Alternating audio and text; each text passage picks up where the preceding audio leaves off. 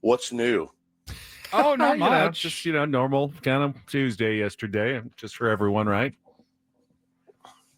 Yeah, totally normal. That's the other voice you hear is the voice of Benjamin Higgins, your friendly neighborhood sports anchor. Good morning, Benjamin. Good morning. You look dry, which is a relief, I think, to everybody here in San Diego, knowing what happened yesterday, where you are in Kauai.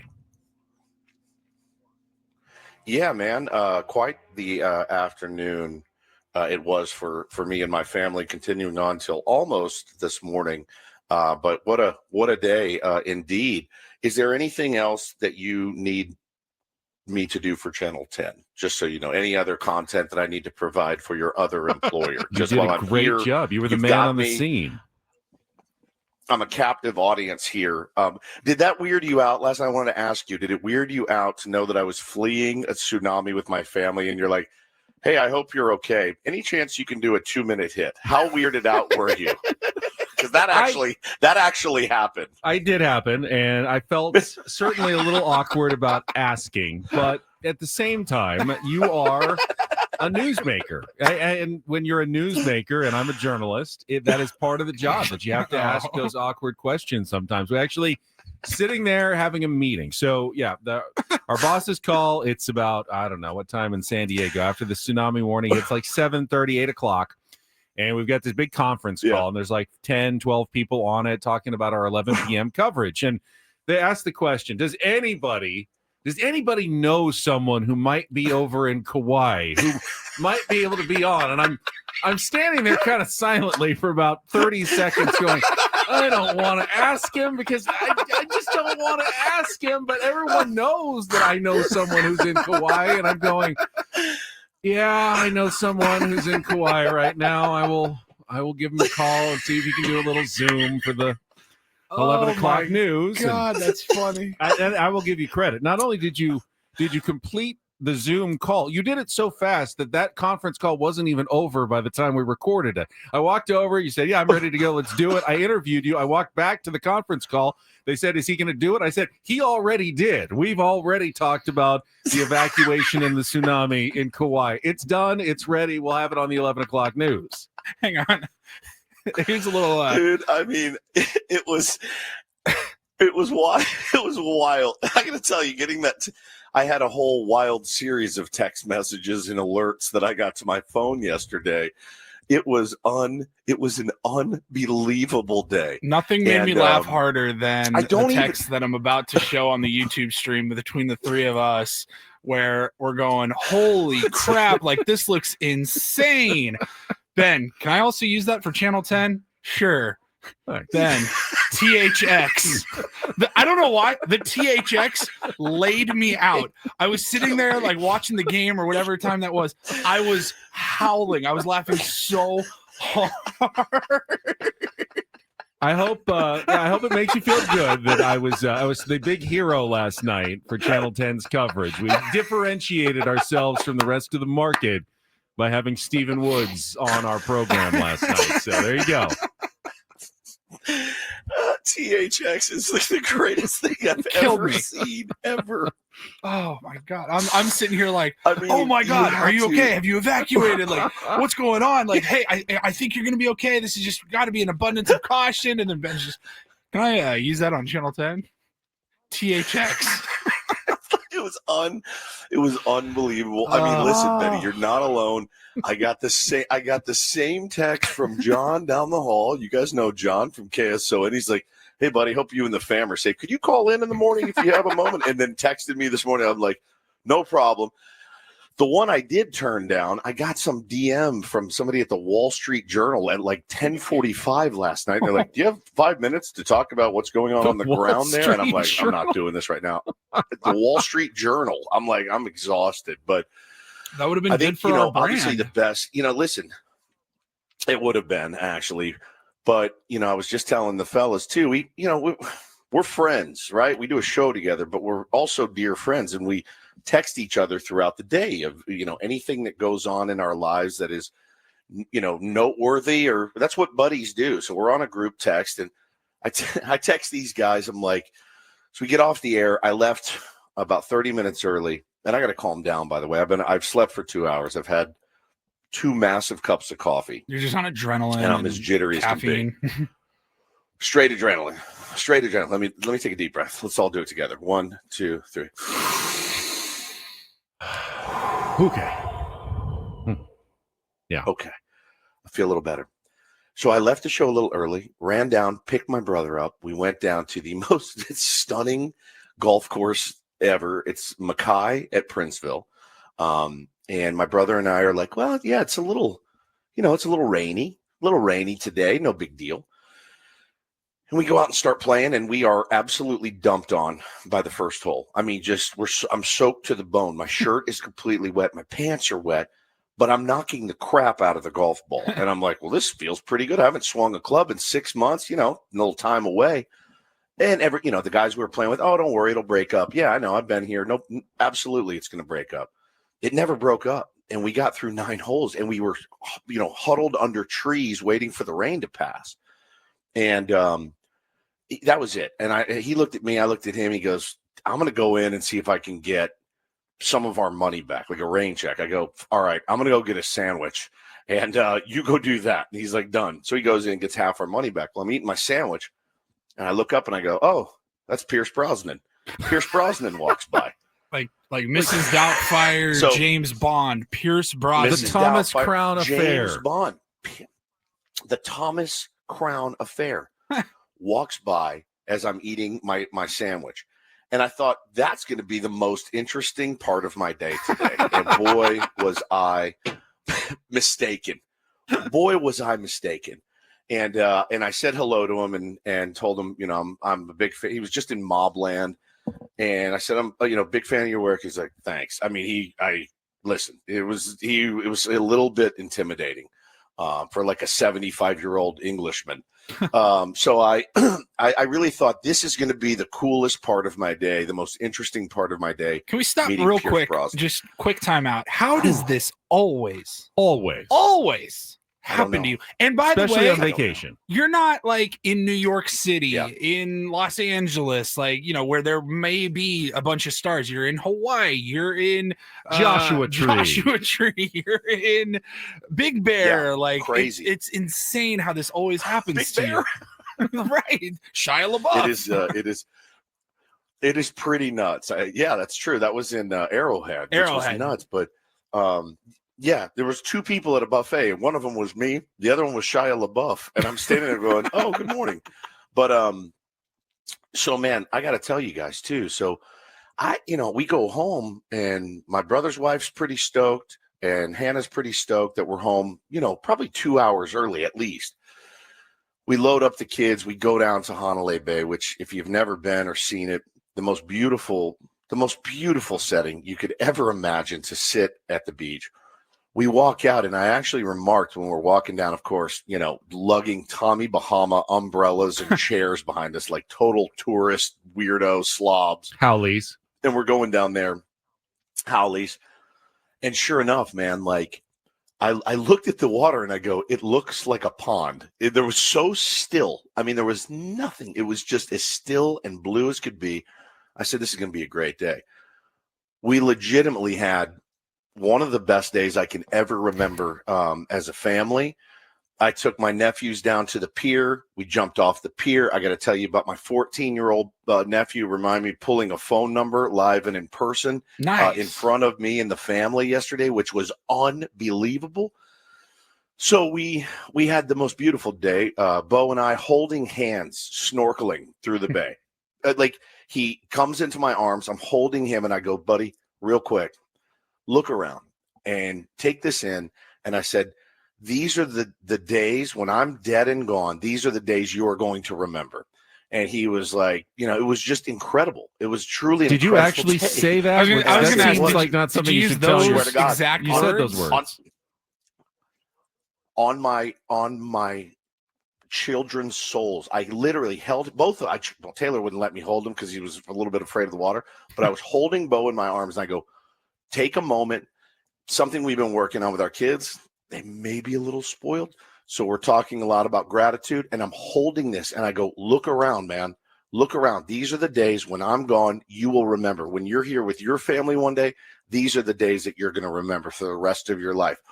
And sure enough, man, about 10 hours later, we got back after being evacuated from a tsunami warning. It was truly the most insane day I can ever remember. So where were you when the tsunami warning hit? I was sitting in a Tommy Bahama beach chair talking to my father-in-law, and Bo and his cousin were snorkeling with my mother-in-law, and Hannah and my sister-in-law were laying out next to us. And sure enough, man, the entire beach gets an alert on our phones, and it right? We're like, what the hell? Like somebody's missing, obviously, like an Amber Alert. We look down. I tweeted. It's the one I tweeted at 3:05. It basically said, "Get out of here." Essentially, the lifeguard jumps on and he goes, "Ladies and gentlemen, you've all just received the alert. If you could go ahead and evacuate the beach in a professional manner," is what he said.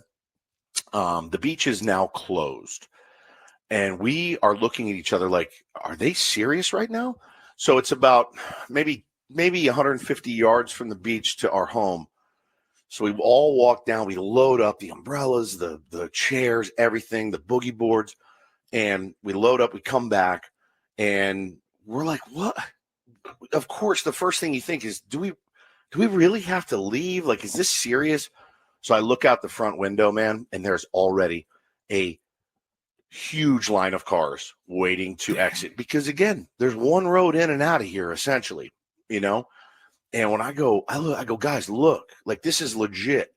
And you turn on the news, you start looking at Twitter, and you go, yeah, we got to get out of here. We got to get out of here right now. So asked my father-in-law, where do we go? He said, go to Kilauea. And I said, okay, we've been there before. Went to that burger joint, that Hawaiian burger joint out in Kilauea. So Big we'll meet Kahuna there. Burger?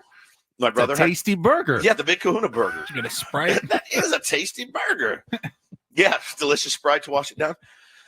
So we load up. We are panicked, dude. I mean, like there's a little bit of panic setting in because, I got two small kids. They're hearing the alerts. They're seeing the panic in our eyes and hearing the panic in our voice. We don't know what to pack. We don't know where we're going. We don't know what we're doing. We load up. I can't find my wallet. My wallet's gone. Oh. And I'm like, I think a wallet will be important in this scenario. And I'm tearing the house apart. I got an AirTag in it. Yeah, I can't find it. Call my brother. Dude, do you have my wallet? Did you see my wallet? He goes, I have your wallet. He goes, it looks just like mine. So I grabbed it. I'm like, all right, well, meet me at this burger joint, so at least I get my wallet back. So, man, all in, we get outside, and there's just traffic, all the way to Kilauea, but we made it. Then we get to Kilauea, and every other car in the our vicinity, they're all heading there. The restaurants there closed. There's no food. There's nowhere to go, and we're all hanging out in parking lots. And we were pretty panicked, man. And you want to keep a calm-ish demeanor. I'm not a calm guy, even when there's not a tsunami warning. So, I think I did a pretty good job. Hannah did a pretty good job too, keeping everybody cool and calm. Once we got there, I was like, I'll go get food for everybody. 3 restaurants. I walked up to the door and was like, I'm ready to place an order. They're like, we are closed. And they like flipped the sign in my face. So my kids are starving. Everyone's hungry.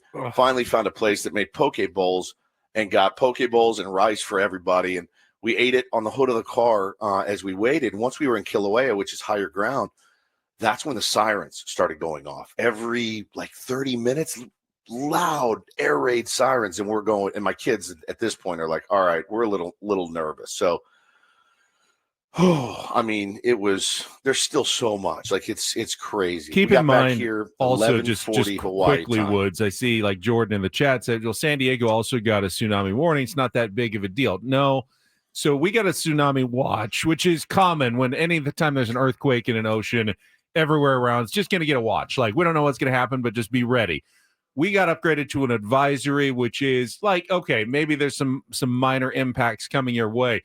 Woods got an actual tsunami warning. That means a tsunami is coming. We don't know how big it is for sure and what the impact's going to be, but you are probably going to get hit. And where Woods is in Kauai is essentially the westernmost point in the United States, pointed out toward Russia, where the tsunami is coming from. The first part of Hawaii that would be affected. Yeah, the first person who's going to be affected by this, and we don't know how serious it's going to be, will be people at Hanalei Bay. That's like the ground zero for whatever is coming. Now, ultimately, Woods, when the tsunami did hit, they had, I heard they had some tsunamis like surge, but nothing that was really destructive, fortunately, and everyone appears to be okay.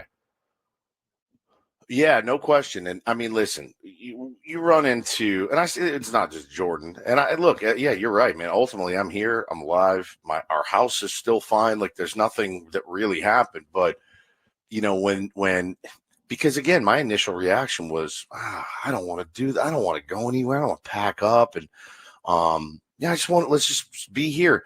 But man, when you see the locals and they're tearing ass out of here because that's what you're supposed to do.